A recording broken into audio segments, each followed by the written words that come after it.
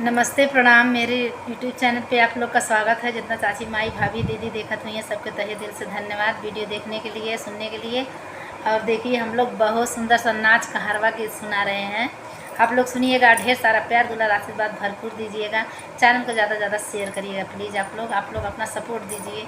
बहुत मेहनत करते हैं हम लोग, सपोर्ट ज़रूर करिएगा। आप लोग की सपोर्ट की ज़रूरत है। दिल्ली में कई के मकनिया हो पिया रख सवतिनिया। दिल्ली में लई के मकनिया हो पिया रख सवतिनिया। रख सवतिनिया हो रख सवतिनिया। रख सवतिनिया हो रख सवतिनिया। दिल्ली में लई के मकनिया हो पिया रख सवतिनिया। दिल्ली में लई के मकनिया हो पिया रख सवतिनिया। नैहरे में रहती तमामी से कहती। नैहरे में रहती तमामी से कहती। ससुर में ससुर जोगिनिया हो पिया रख सवतिनिया। अरे ससुर में ससुर जोगिनिया हो पिया रख सवतिनिया। दिल्ली में लाई के मकनिया हो पिया रख सवतिनिया। दिल्ली में लाई के मकनिया हो पिया रख सवतिनिया। नैहरे में रहती भाभी से कहती। नैहरे में रहती भाभी से कहती।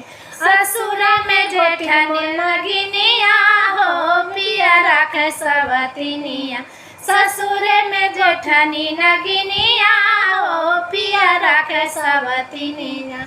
दिल्ली में लाई के मकनिया हो पिया रख सवतिनिया। दिल्ली में लाई के मकनिया हो पिया रख सवतिनिया। नैहरे में रहती दीदी से कहती। नैहरे में रहती दीदी से कहती। ससुरे में ननदी बनरिया हो पिया रख सवतिनिया। ससुरे में ननदी बनरिया हो पिया रख सवतिनिया। दिल्ली में लाई के मकनिया हो पिया रख सवतिनिया। दिल्ली में लाई के मकनिया हो पिया रख सवतिनिया। रख सवतिनिया हो रख सवतिनिया। रख सवतिनिया। रख सवतिनिया हो रख सवतिनिया हो रख सवतिनिया। दिल्ली में लाई के मकनिया हो पिया रख सवतिनिया।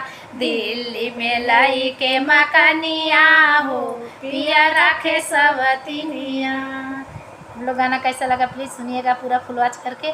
चैनल को लाइक सब्सक्राइब जरूर कर लीजिएगा।